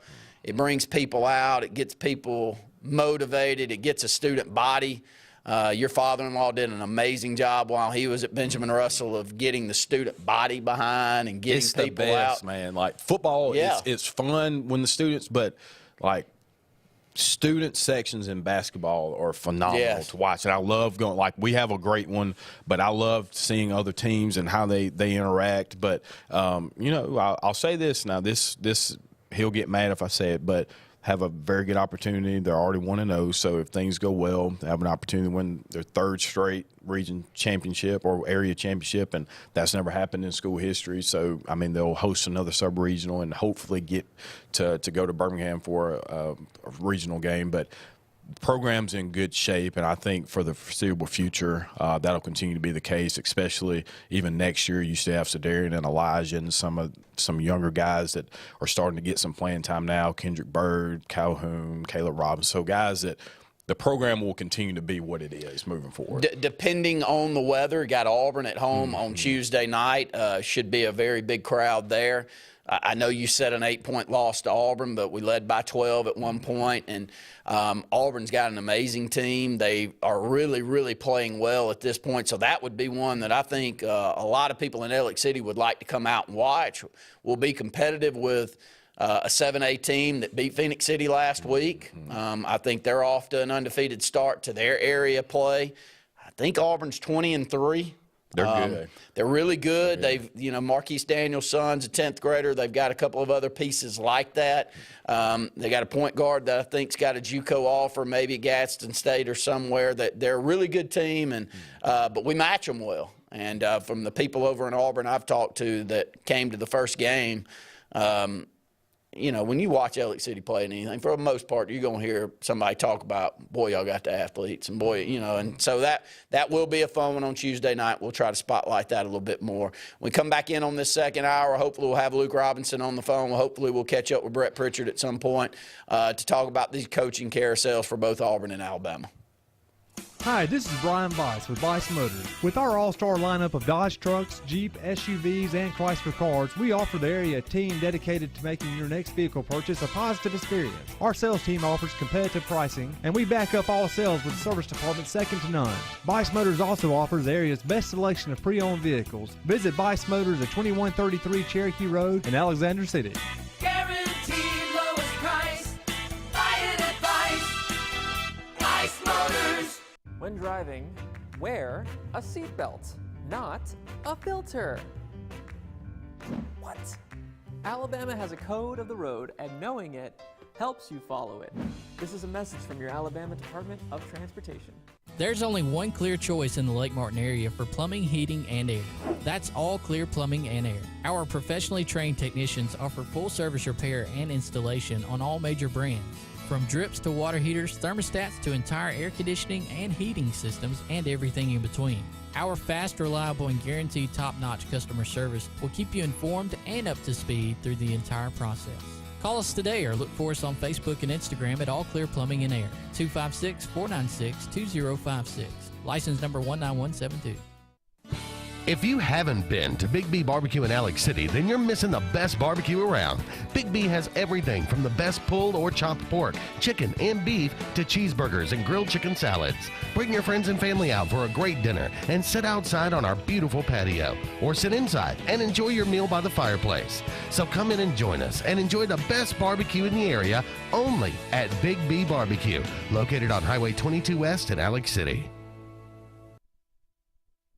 I'm Jimmy Goree with Goree's Furniture. We would like to invite you to come shop our huge selection of furniture. But if you don't have time, we have over 2,000 items you can have shipped directly to your home. Go to GoreesFurniture.com, look for 48-hour quick ship. Shop, click, ship, it's just that easy. You can shop us here, or you can shop us online, only at Goree's Furniture. Your expressway to saving. When driving, stay sober, not stoned. Alabama has a code of the road, and knowing it helps you follow it. This is a message from your Alabama Department of Transportation. Experience the new standard of comfort in 2024. Glenn Smith GMC in Opelika invites you to discover extraordinary deals, like this powerful all-new GMC Sierra 1500 Crew Cab Denali, now available with up to $11,000 off. But that's not all. Purchase the GMC Terrain SLE for as low as $359 a month. Visit Glenn Smith GMC in Opelika or explore these unbeatable offers anytime, anywhere, 24/7 on glennsmith.com. Get ready to smile.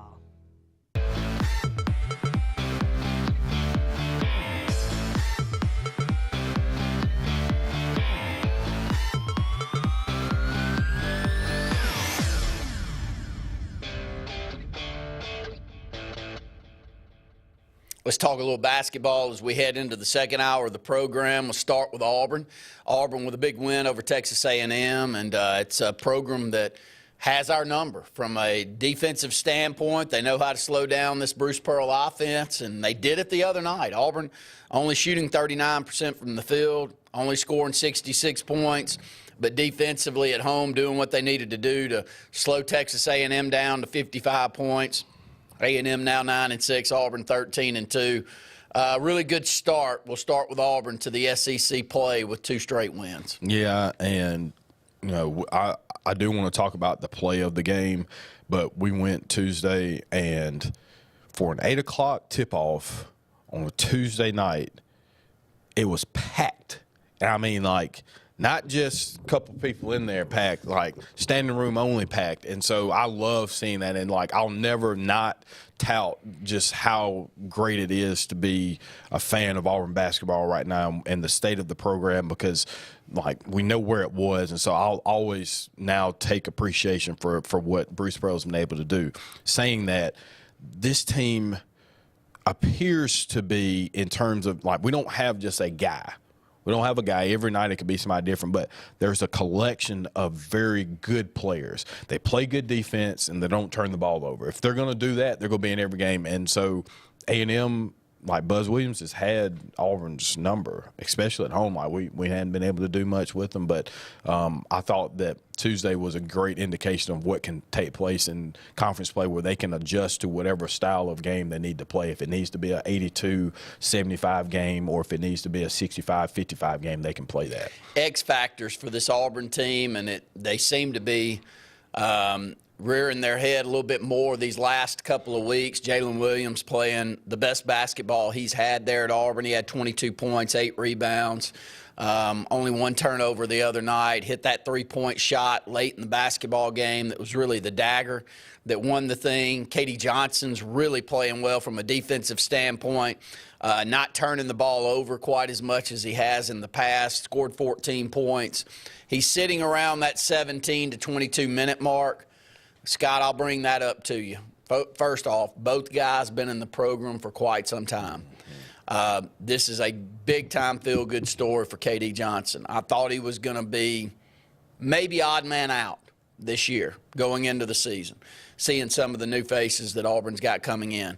But as the season gets into the second part in the SEC schedule, heck, he's odd man in. He's the one that I'm expecting maybe even more minutes than what we've been seeing from KD. Agreed, and that's another thing you could talk about this team too, is that, you know, the last few years, 2 or 3 years, there's been a lot of turnover, and, you know, whether it be guys going to the league or the portal, whatever it may be, bringing new guys in, this team felt stable, and, you know, bringing a lot of guys back, especially, you know, with Broom and KD and Jalen, who I think Jalen is our most – I get confused sometimes in saying, like, most important player, most talented player, but I think when he's playing well, he's our best player and probably most important player. But what we've seen out of KD, I'm so proud of him. I mean, his first year he comes to Auburn, sets the conference on fire, sets Auburn on fire, kind of takes a couple steps back over the last couple of years, and now, you know, he's in a position now where he's back to being a major contributor. But the thing you said about not turning the ball over, he has a very aggressive style of play, and so sometimes you have to just eat that's going to be the case. But if he's not turning the ball over and combining that with his defensive prowess, it's going to be very difficult for the front courts that Auburn's going to see in the conference. Top 4 players the other night, all players that's been around for Auburn for quite some time. That's something we're not seeing all over the landscape of college basketball right now, that you look down and you've got Williams, Johnson, Broom, and Cardwell, all 4 been at Auburn for multiple years. It's not really a newcomer that was the main piece to winning that basketball game the other night, and I think that's a positive around Bruce Pearl's program. You know, here's another positive I'm going to spin. We all thought Aiden Holloway would be all SEC from a freshman standpoint. One of the top recruits in Auburn's history, can really shoot it, can go and get a shot when needed, looks the imps of the point guard setup that Bruce Pearl really likes and wants, but he's not playing all that well. You know, he's missing a lot of outside shots that I think that normally, if you were to probably go back and watch him, that he would make. And I think that's a good thing. I think I can spin that in a positive direction, because I think that maybe closing out this season, Aiden Holloway can get things going a little bit better, and that will help this team. But right now, with him not playing all that well, we saw a lot of minutes from Trey Donaldson closing the game out the other night. That's what I was going to say. I think that it has allowed the emergence of Trey Donaldson. I think, though we were talking about odd man out, KD would have appeared to have been of that threesome there, but with the way Trey came out, I mean, like, he was, if he's shooting the ball the way he shot the other night, especially early on, that makes Auburn a very tough team. But going back, you know, they don't have to rely on a guy. But it's you look up, and I think it was maybe like after the 16-minute timeout, under 16 timeout in the second half, you looked up and Jalen Williams had 15 and 6, and he was like, when did it even happen? Like, and so it's just like it's. they can do it in multiple ways, but it's because they're so good defensively and the way that they rebound the ball that they can get up the floor and create great scoring opportunities. And that's something that, you know, Bruce preaches, and just the game plan that Stephen is able to put together defensively each game is something to see. Schedule coming forward for Auburn's got LSU today at 5. That's on SEC Network. Coming in this week, you got Vandy and Ole Miss this next week. It's on the road at Vandy, and then Ole Miss at home next Saturday. That's a 7:30 tip. Then the following week, you've got Alabama. That's on the road, and Mississippi State on the road, not back in Auburn until Vandy on January the 31st. So I look at the schedule, and still, that's a pretty good LSU team, but not a great one. It's a Vandy squad that's tough to beat at home, but this is not a good Vandy basketball team. Ole Miss, I think they came back down to earth. We saw a little bit of who they really are against Tennessee. Alabama's going to be a really tough game, as well as they're playing and as well as Sears is playing right now on the road. And then Mississippi State, they're okay. So this is not a season in SEC basketball, if Auburn was to continue to get better throughout the season, that I could see us maybe with only 3 or 4 losses on the season. That'd be a great go. Yeah, I mean, I think that there's when you say that, you mean so it would be. I think Auburn could win 12 to 14 games in SEC play this year. When the norm, if you win 9 or 10 games, you're going to get in the NCAA tournament. You win 12 to 14 games in SEC play and potentially win the SEC outright during the regular season, you're a top 3 seed going into the NCAA tournament. I think the ceiling's that high for this Auburn team. I've seen projections of a number 3 seed for Auburn if things maintain. And I could say, so we play Kentucky at home on February 17th. And, you know, Alabama's going to be tough. Yep. You may drop one of these other ones, but you could maybe only have 2 losses going into that SEC game. I mean, that Kentucky game, and, like, you know. Everything to play for. Yeah. Yeah. I mean, so this makes it a lot of fun, and it's just, I think it does show that your best teams, or the best way to win in college basketball, is when you have continuity. It does matter. It's hard to try to build consistency when you've got 3 out of your 5 starters every year. You're going to have a new group. You saw it in 18-19, what that team that went to the Final Four, it was because they had been there and played a lot together. This year, the same thing. And when you have a Dylan Cardwell who can get you double digits now, who was really just, I don't want to say like a novelty, but he kind of was just, he was there to hype up the team. He's a contributor. Like, he's going to get you a couple blocks, 6 rebounds, 8 points. If he gets you 12 to 14, I mean, who's going to stop them? So if he's a double-digit guy, it's going to be tough to beat. But if he's getting 8 to 12 and then his 6 rebounds and 2 blocks, you know. It's what he had the other night. He had 6 points, 5 rebounds, 2 assists the other night in only 12 minutes. Yeah, I mean, he's just there. And that's just another person. But that energy level during that 12 minutes, he's there at, like, they have him out there at the most important times of the games too, when they need stops. Good point. When then, so like the trust that they have in him to not make a mistake and not be a liability is there. So the entire team, I think, is doing things. And so, you know, Leor's still getting some of his minutes. And so, you know, this is a very talented team, and a team that I think would be scared. I'd be afraid to play in a conference tournament. 256-234-6221 is our phone number. Got about 3 segments left here in today's program. Talked a lot in the first hour about head coaching job turnover at Alabama with Nick Saban retiring and DeBoer coming in. Your thoughts on the new hire from Washington? Is it who you wanted? Is it who you think Alabama had at the top of their list when they went out searching for a new head coach? It was quick. It was a quick turnover. Did you like that Alabama did it within a couple of day period? Give us a phone call on that. Maybe send some comments through our social media outlets there. And then we have turnover at Auburn too. We talked about it in the first hour with Etheridge and Williams out, new coaches coming in, and the unfortunate situation that's going on there at Auburn University with that. Your thoughts on that? 256-234-6221. If you're tired of the same old and you're hungry for something really good, then it's time to go to JR's Sports Bar and Grill. JR's has the best fingers and wings around, and their menu is loaded with appetizers, burgers, salads, and so much more. Follow JR's on their Facebook to keep up with their live music events and drink specials. And if after a long day you just want to stay in, remember JR's delivers. Call in your order at 256-329-2328. JR Sports Bar and Grill, 145 Alabama Street in Alexander City. Inspired by the bold bison, Southern Union students blaze new trails every single day. They press forward knowing their SU education will lead them to success. Affordable, accessible, and locally unparalleled. Whether you're transitioning to a university or launching straight into a lucrative career, a degree from SU SDC can help you blaze your path. 3 locations, dedicated faculty and staff, endless possibilities. It's all waiting for you at Southern Union. It's time to venture forward. Register today. Lee Apparel is your go-to vendor for screen printed and embroidered apparel and promotional products. We print and embroider free custom-made graphics or outsourced designs on everything from t-shirts, headwear, corporate wear, team sportswear, high-end safety apparel, and promotional products. At Lee Apparel, you can always expect quick turnaround time, competitive pricing, friendly customer service, and free in-hands delivery on all orders. Visit us at leeapparel.com to get started.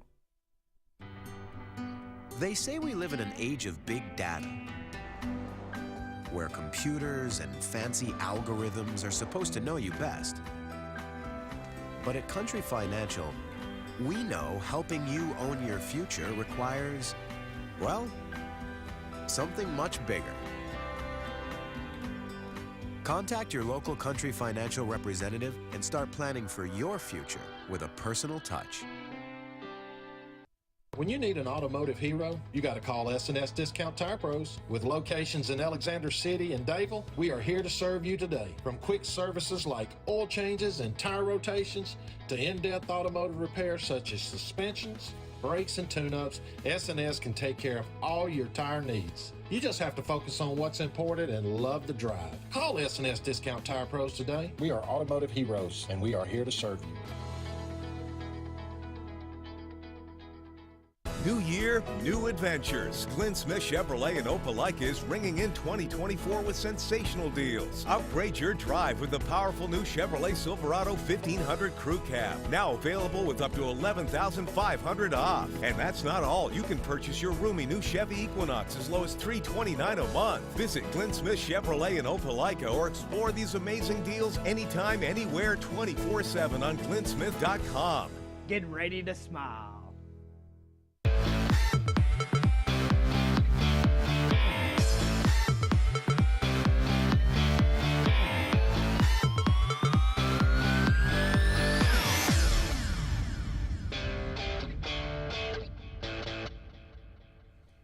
Let's just rehash real quickly what we talked about in the first hour for those that are just now tuning in. Scott, you got Nick Saban. I don't think any of us saw that happening. You said that you didn't see it. You could kind of see the signs. He's 72 years old. You saw his wife active a little bit more. You heard, maybe some storylines behind the scenes on health issues. But it comes out, I don't think either in poor health. And I think both were in a good spot when it came to that with what went down. Yeah, and, he wasn't going to be somebody, regardless of how tenacious he is on the trail and what you see him on the sidelines on Saturday, he wasn't going to coach till he was 75, 77, 78, and where he couldn't do the things that he wanted. He wasn't going to die on the football field. That was not one of his things. So I think that for him to go out the way that he did, classy, isn't it? Yeah, it was just, there wasn't a big thing. He didn't, there was no press conference, there was no anything. He did the sit-down interview with Reese, and that'll come out later. But, I thought it went as smoothly as it did, and he stayed around. He was calling recruits, trying to help with the transition. And so don't think for one second that when they said, hey, this is our guy, what do you think? If he didn't say, hey, I would see if there's somebody else you could get. Yeah. So if he felt like this, he weighed in. So from that standpoint, if you got the validation from him and the check of approval or stamp of approval, rather, okay, good. But I was a frequent visitor to Tuscaloosa during those early Saban years, and I got to see firsthand how the program was built and how the university started to increase its exposure across the country, and just what it must have been like when Bear Bryant was just killing everybody in the 70s. Yes. Yeah, and it was just something to see. Like everybody was on board with what their role was. If you were a donor, like you talked about the donor relations, they were going to give. They were going to set up for somebody else to give, and the player engagement and the fan engagement, and just they bought into Tuscaloosa too. Like that's a whole other aspect I do want to say. Like as a coach, he's fantastic, but what he's been able to do in Tuscaloosa now, they're a big partnership with the city, with the Saban Center, and there's going to be a lot of things from a community standpoint that they'll be able to do, and the Knicks Kids Foundation, like they have totally embraced Tuscaloosa, very similar to what Bruce has been able to do. And I want to interject here. You've got a really good relationship and a working relationship with Mayor Maddox for a long time, so you have a unique perspective on where that's going. Yeah, I'll I mean, like he really dug into Tuscaloosa and has been very supportive of the things that the city wants to do, and if there's ways for them to increase the caliber of person that's being produced in the school system, they're involved in it. And so the partnerships that have taken place over the last decade, specifically the last 4 to 5 years with the Saban Center, I mean, I think that's going to be world class, and I do tip my hat to that end. That's always going to be the most important thing to me is community engagement. Let's go back and go to the phone lines. Caller, you're on the Saturday Sports Countdown. Hey, guys, it's Luke. Hey, Luke, glad to have you. I'm sorry I didn't see that you were there. We would have interjected you into the conversation a little bit quicker than we did, but we're glad to have you, and we'll carry it over back there in production a few minutes over here as we got Luke on. Luke, first time I've talked to you on air. Did you see it coming at all? Well, I thought he would certainly be one of the options, and I guess now in hindsight, I feel like maybe I knew that he would be a top target simply because this is also Greg Byrne's way. I remember a story about how Greg Byrne got a phone call from somebody saying, hey, look, I know Rick Pitino's interested in the basketball job. If you want me to set up some talks about that. And actually Greg Byrne was walking out of meeting with Nate Oates and said, I've already hired a coach. And that one sort of came out of left field. And this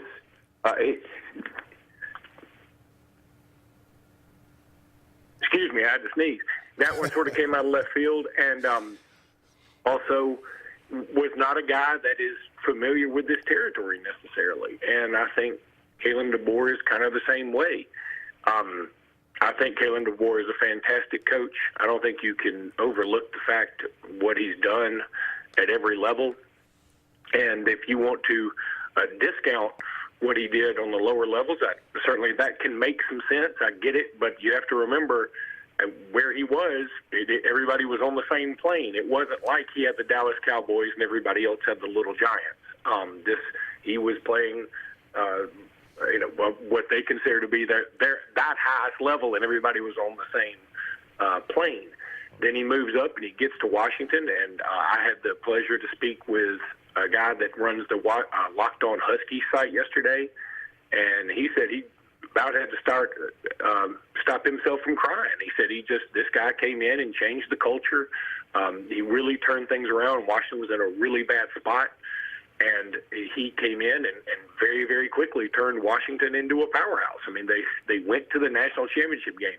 The other guys that a lot of Bama fans wanted, whether it be Steve Sarkisian or Dan Lanning, guess what? Kalen DeBoer is 5-0 against them in the last 2 years. I mean, he's had ample opportunity to play these guys, and there's no doubt that Oregon and Texas have more talent than Washington, and he beat them every single time. He was a 10-point underdog in the championship game, the Pac-12 championship game. He was a 5-point underdog in the semifinal, and, you got to think that's pretty doggone impressive.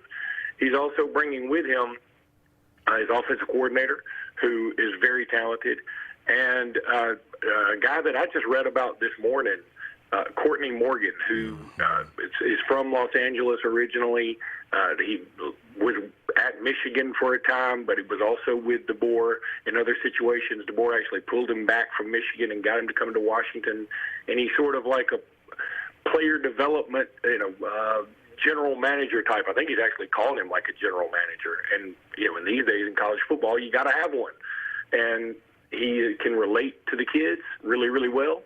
And I think it's going to be a fantastic hire. Really, I think in the end, this is about the best hire Alabama could have made. Scott and I really said a lot of positive things, of course, about Nick Saban, but I did want to get your take on what we just talked about.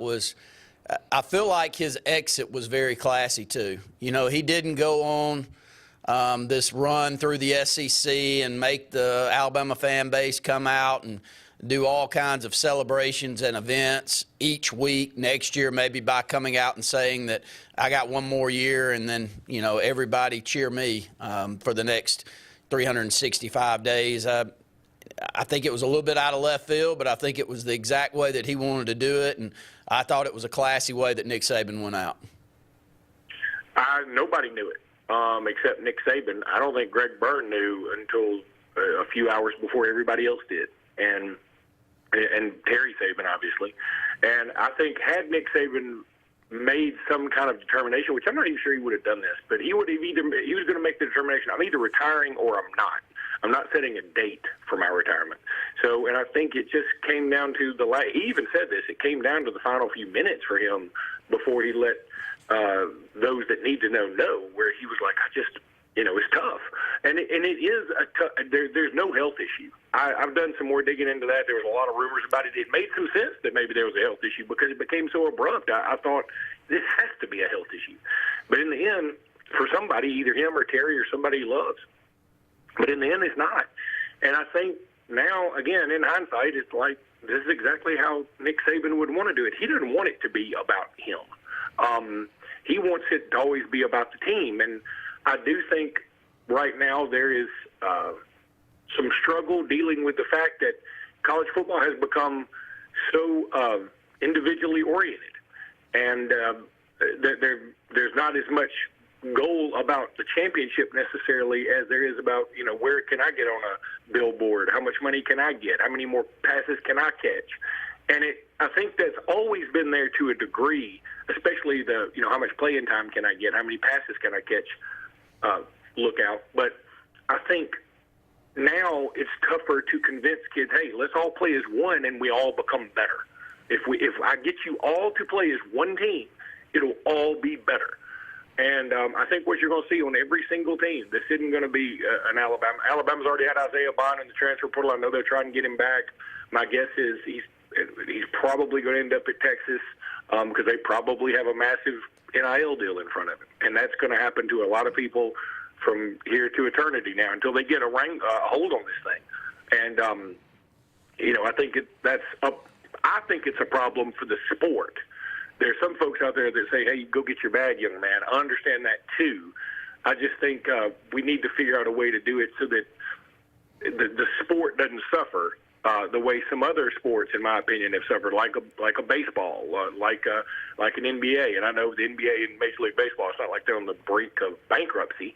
But at the same time, when you watch them, sometimes you can't help but think, man, that guy's out there making $50 million a year, and he's averaging 14 points and 6 rebounds. There's something wrong with that.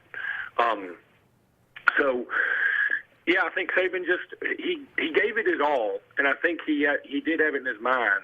He was going to retire when he believed he couldn't reach people the way he wanted to reach people anymore.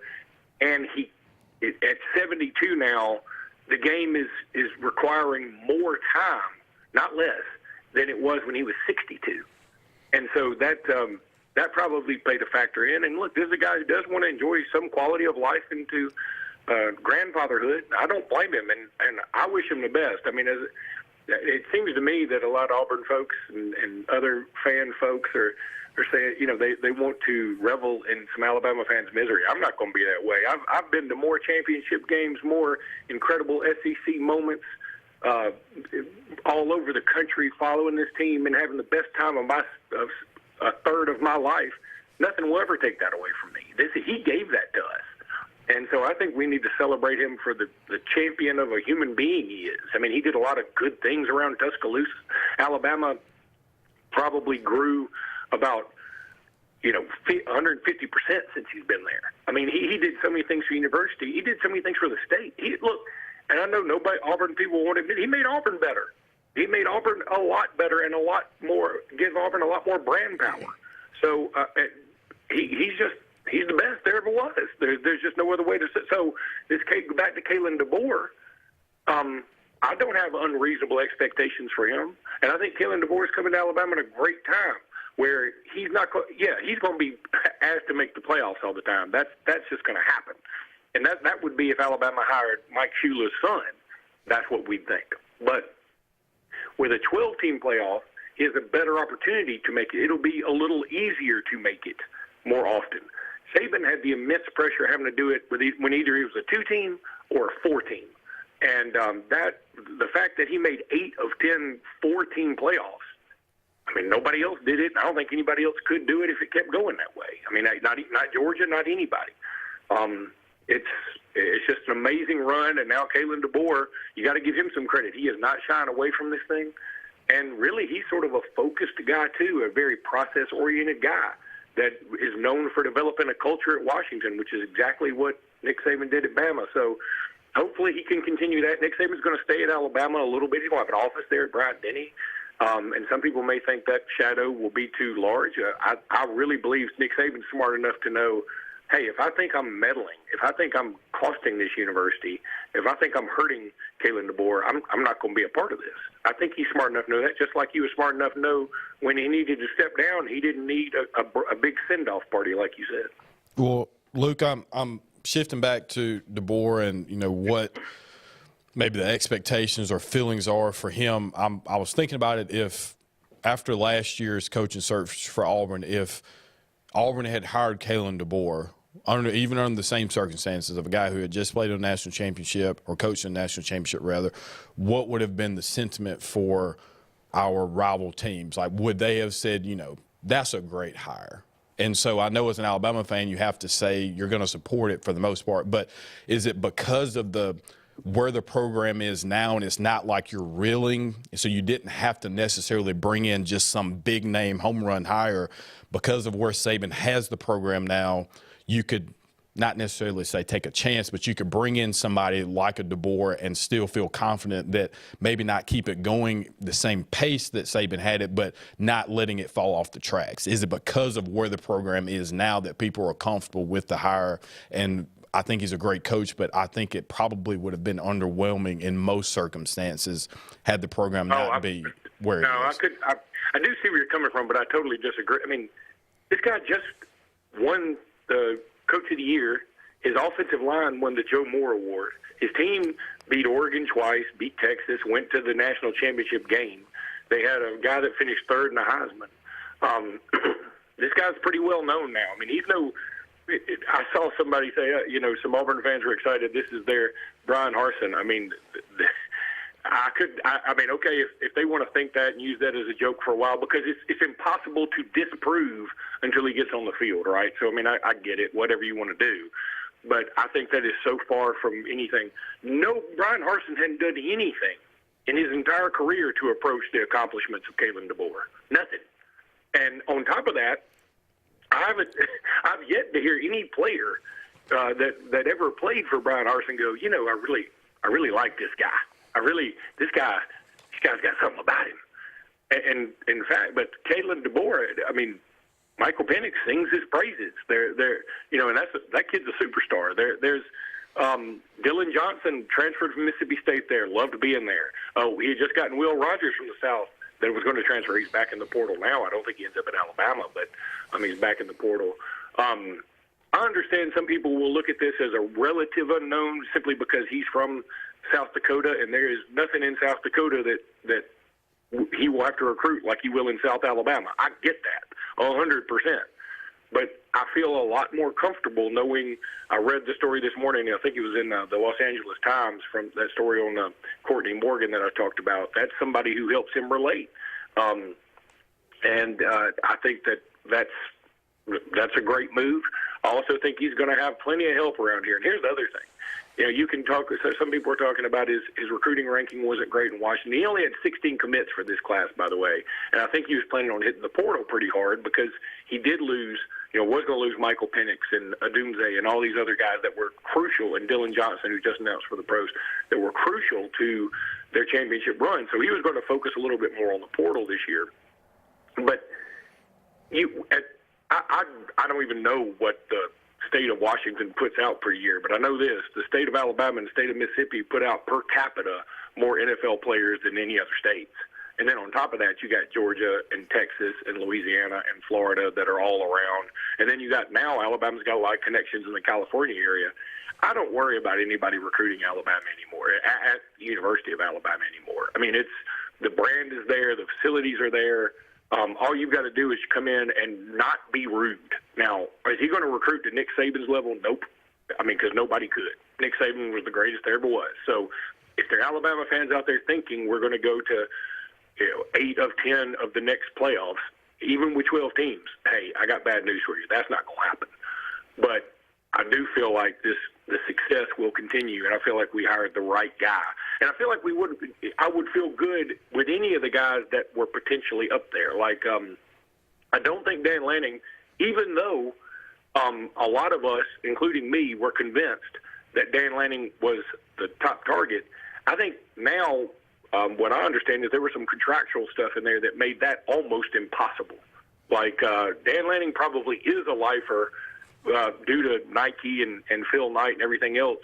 And that could be to his detriment. I mean, even if he wanted to leave, I think it'd be a problem.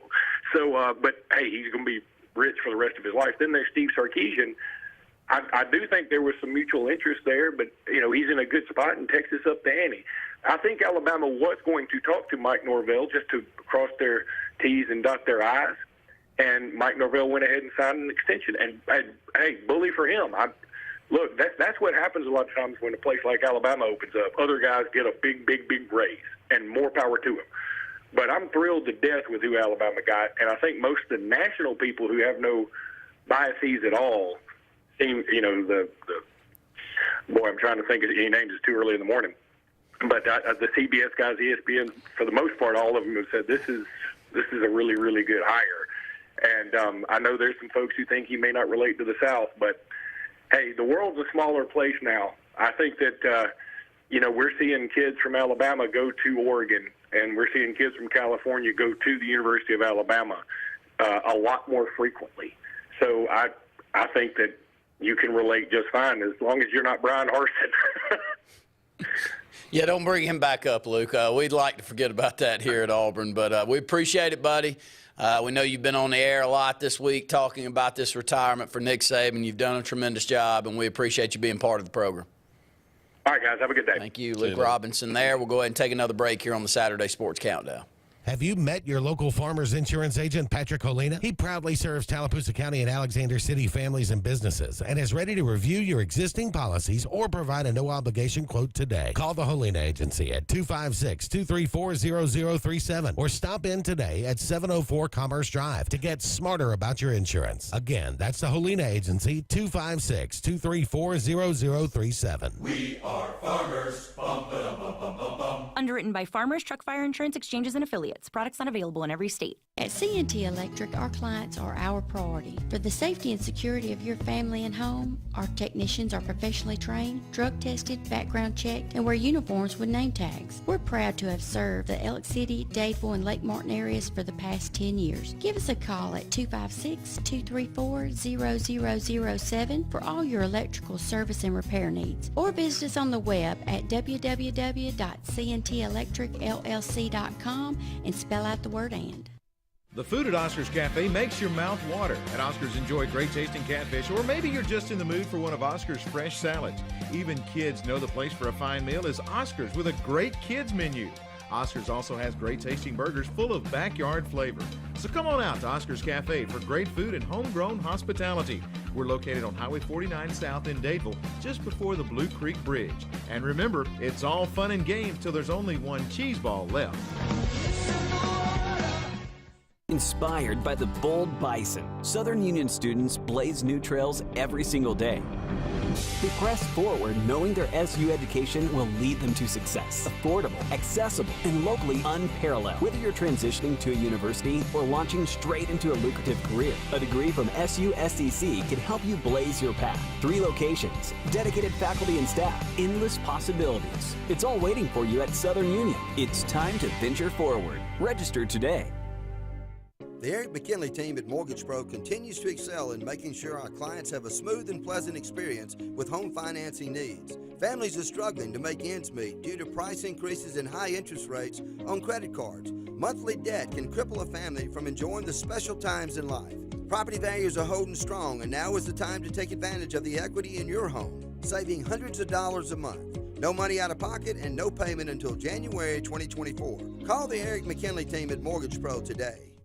Lake Area Realty specializes in Lake Martin real estate. They can help simplify your next real estate purchase or sell and have helped many home buyers and sellers through the area buy and sell real estate with precision. Lake Area Realty utilizes powerful marketing tools and knowledge of the lake to help you with your next move. Call your local hometown agency today. Lake Area Realty at 256-825-4800. That's 256-825-4800.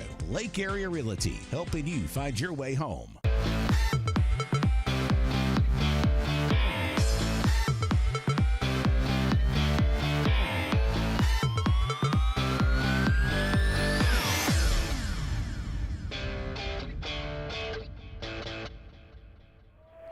Welcome back into the Sports Blitz Saturday Sports Countdown. We got our good friend Brett Pritchard on the phone with us. And, Brett, you're on a trip right now, but there's no way we can do a Saturday show without you today, as much as gone on this week in the world of sports. Man, there's been a bunch.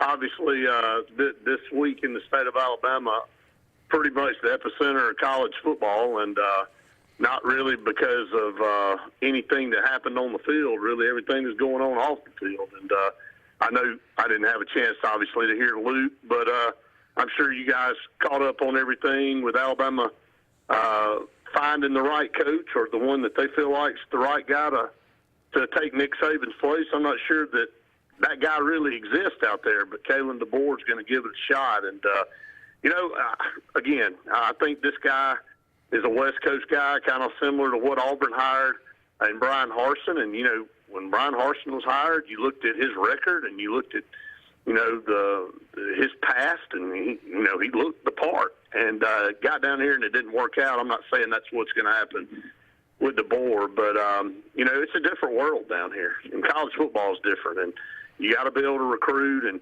I saw something this morning where I think Kalen DeBoer finished 4th in the Pac-12 in recruiting. Of course, he really was only there a short time, but we know down here it starts with recruiting. If you don't get the players, if you can't navigate the portal, you can't do the things you need to do, it's going to be hard to win. But I don't envy anybody that follows a great coach, and Nick Saban's probably the best that's ever done it. And so he's going to have big shoes to fill. He's going to have high expectations, and the Alabama fan base has been living in a utopian society for 17 years. I know Luke has talked about it a bunch, and it's just going to be a big challenge for that guy, and it's going to be fun to cover it. Brett, let's spin over, talk about Auburn. 2 coaches that I don't think, if you would have guessed who would be gone a few months back, that Carnell Williams and Zach Etheridge would no longer be with the Auburn program, but that is the case currently. We didn't go into specifics. We just said that it was probably the direction that Auburn and those 2 guys had to go in when everything was processed. Your thoughts on the 2? Yeah, I think you said it best. I think everything's not what it appears on the surface most of the time in any kind of change, and I definitely feel that way here. And we could dive into different things that we've heard, but the bottom line is sometimes it's best to move on for whatever reason, and I think Zach Etheridge obviously already landed a job with Houston, and then Carnell Williams, being so beloved and being such a a big part of Auburn's history in the last 25 years. Is just, a guy that the fans shouldn't think any different of Cornell. They shouldn't think he's abandoning the program or anything like that. I just think it's time to go kind of spread your wings. And doesn't mean that you can't come back in, a few years and be part of an Auburn staff or even be considered for a head coach at some point in time. So you never know what the future holds. And I wish those guys nothing but the best. But, Auburn's fans have always embraced former players as coaches. And Auburn still has several former players on the staff as coaches now and is still looking at some potential to add some more. But, yeah, it is a tough deal. I know there was a lot of emotion yesterday in losing two of those guys. But, I don't think everybody needs to pin this on Hugh Freeze. I don't think everybody needs to point a finger at him and say he's the reason Auburn's losing two of their greatest football players as coaches. I think things have to be done sometimes for different reasons that can't be disclosed. And, they're going to go on and move on with their personal and professional careers. One last thing for you today, tough news coming out, Alabama High School Athletics Association with Jerry Young's passing yesterday, Brett. Haven't had a chance to mention it so far, but just wanted to get your thoughts today.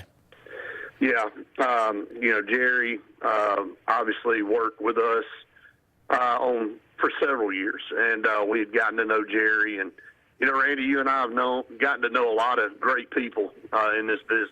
And Jerry was a class act, and everywhere you went, everybody spoke highly of him. He was a straight professional in everything he did. And, we lost a good one. We lost a good guy yesterday, and it's a tough pill to swallow. And, it was a sudden deal. And those, to me, in life are always the hardest ones to grasp is when it's, quick and sudden. So, I know the AHSAA and the Thompson High School community and everybody else mourns the loss of Jerry Young. We'll miss him. I'll miss seeing him at the Super 7. I'll miss seeing him, at the All-Star events and at media days and at times that we came in contact. But just a super guy, and I just hated to hear the news yesterday. You and I talked several times yesterday. It was a pretty tough day for a lot of different reasons yesterday, but that one was a tough pill to swallow yesterday afternoon. Very well said, Brett. We appreciate it. You have a good trip, okay? All right, thanks, guys. Appreciate it. All right, Brett Pritchard. Go ahead and take our last break here on the Saturday Sports Countdown. Hey, it's Brett Pritchard, and I'm here to tell you all about Sims Foods, who you know better as Wickles Pickles. Wickles Pickles, that 90-year-old recipe, wickedly delicious. Relish, okra, and pickles. From Saturday sandwiches, tailgate snacks, to holiday dinners with your family and friends. From their family to yours, Wickles Pickles, those wickedly delicious pickles. Wickles Pickles, wickedly delicious pickles. 76% of nurses say they went into the profession because they wanted to help patients. No matter the reason you decided to become a nurse, you have all the tools needed to advance your degree at Jacksonville State University. Our Master's in Nursing program is now offered fully online and can be completed in less than 2 years. You can customize a flexible course schedule so you can receive your advanced education degree all while working on the front line. JSU Nursing, your opportunity to advance your career and serve your community. This fall, nobody beats Martin's Sports Pub for Lake Martin's best sports experience. Martin's all-star lineup of cold beverages and pub fare food can't be beat, with the region's best wings, burgers, and signature dishes. At Martin's, you always have the best seat in the house for all college and NFL on our multiple 360-view TV and huge projection screen with surround sound. See our pigskin scoreboard weekly to win big money and let our all-pro teams serve it all to you at the place we all win. Martin's, Highway 34, Dadeville. At Russell Medical, we're proud of our exceptional nurses, like Nurse Brandy Worthy. Brandy represents the selfless, compassionate clinical leader patients expect and coworkers admire. Brandy was recently honored with the Nightingale Award for Nursing Excellence for her high standards, sound judgment, and caring manner. Her passion for her profession inspires us all. Being a nurse is not just what you do, it's who you are. I'm proud to be a part of the nursing team at Russell Medical. We are the link between all hospital services, providing you with exceptional, personalized care. If you're tired of the same old and you're hungry for something really good, then it's time to go to JR's Sports Bar and Grill. JR's has the best fingers and wings around, and their menu is loaded with appetizers, burgers, salads, and so much more. Follow JR's on their Facebook to keep up with their live music events and drink specials. And if after a long day you just want to stay in, remember JR's delivers. Call in your order at 256-329-2328. JR Sports Bar and Grill, 145 Alabama Street in Alexander City. Main Street Family Urgent Care. Main Street Family Care offers a wide array of services that allows them to treat many conditions, and they also offer primary care. In addition to these services, they also offer DOT physical exams, lab testing, sports physicals, and vaccines. They accept most major insurance plans, including Medicaid. Main Street Family Care opens 7 days a week. Main Street Family Urgent Care. Heal better, feel better fast.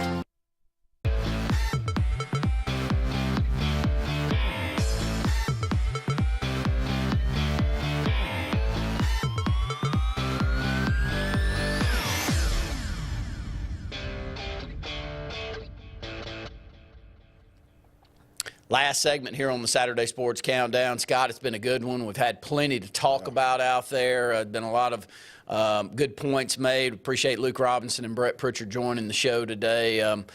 High school sports is in the thick of things right now as we move into the winter season. You've got wrestling going on. You'll have sectionals coming up before you know it. High school basketball starting to get into area play. It's a great time of year. This is I love basketball. And I enjoy watching wrestling and covering wrestling, but I really enjoy watching basketball. And I love college basketball.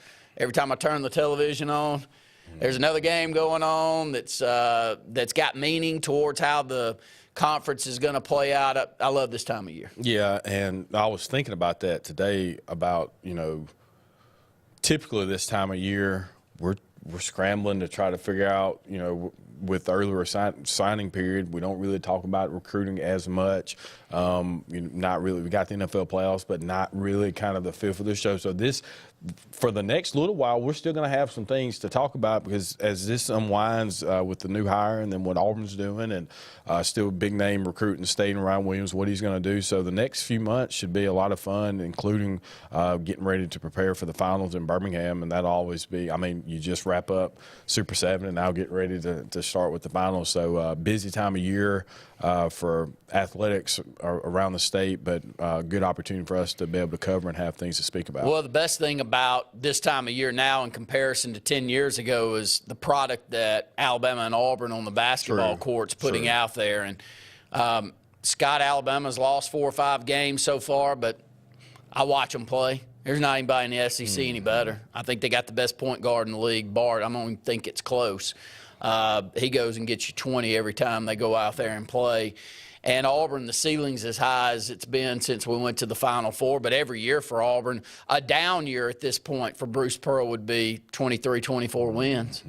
And for that being said, it's amazing to think where we've come from. And your father-in-law comes on the program with us during Auburn Blitz, and he said it really well too. Just to watch what you bring up the other night in Auburn Arena and the students just getting back to school and to see what kind of turnout it was, amazing, isn't it? It really is, and it's a lot of fun to just be a part of that and to have experienced the beginning of how it was when he first got there to where it is now. So it does prove that if you put the right people in leadership opportunities and give them the resources needed to be successful, if they put in the work, you can win anywhere or be successful in any situation. Very good points. And we're up against the close of the program. I want to thank all of you for tuning in out there. Again, throughout the week, 12 to 1. Make sure to tune us in right here on the Auburn Blitz. Andy Graham, Brett Pritchard, all of the hosts, David Jones, everyone that comes through that program. Can't thank them enough. And then on Tuesday night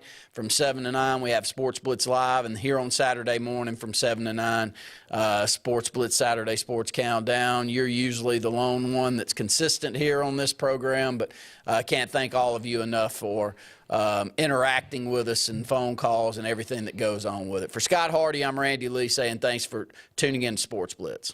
Have you met your local Farmers Insurance agent, Patrick Holina? He proudly serves Tallapoosa County and Alexander City families and businesses and is ready to review your existing policies or provide a no-obligation quote today. Call the Holina Agency at 256-234-0037 or stop in today at 704 Commerce Drive to get smarter about your insurance. Again, that's the Holina Agency, 256-234-0037. We are farmers. Bum, ba-dum, bum, bum, bum, bum. Underwritten by Farmers Truck Fire Insurance Exchanges and Affiliates. Products not available in every state. So you want to build a home?